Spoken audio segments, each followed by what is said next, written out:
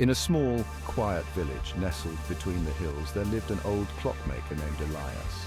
His shop, filled with ticking sounds of all shapes and sizes of clocks, was a mysterious place. Elias was known for his exceptional craftsmanship.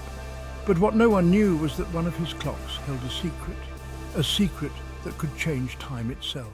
One evening, as the sun set behind the hills, a young boy named Leo entered Elias's shop.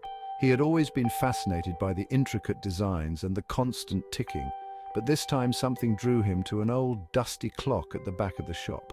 Its face was worn and its hands seemed stuck at midnight. "Don't touch that one," Elias said quietly, but with a smile. "That clock is special." Why is it special? Leo's curiosity only grew. Elias hesitated, then sat down beside the boy. "This clock was made long ago by a master clockmaker. It doesn't just tell time, it controls it. Once I wound it to test its mechanism, and I found myself reliving the same hour over and over." So it can stop time?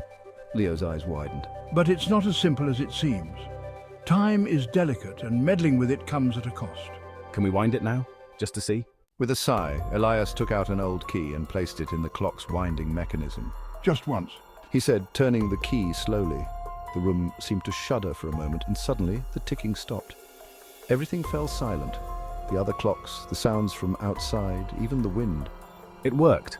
But Elias was not smiling. Time may be paused, but it still flows beneath the surface. We must be careful. As they stood in the stillness, something strange began to happen. The clocks in the shop started ticking again, but backward. The hands moved in reverse, and Leo noticed the world outside the window growing darker, as if the sun was setting in the wrong direction. We need to fix it.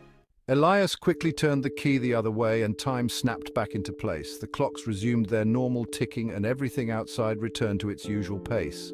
The boy, still breathless from the experience, looked up at Elias. I didn't think time could be so fragile. Elias smiled gently. That's the lesson, Leo. Time is not something to control, it's something to cherish. From that day on, Leo visited Elias often, not to play with time, but to learn the craft of clockmaking. He had come to understand that some secrets were better left untouched.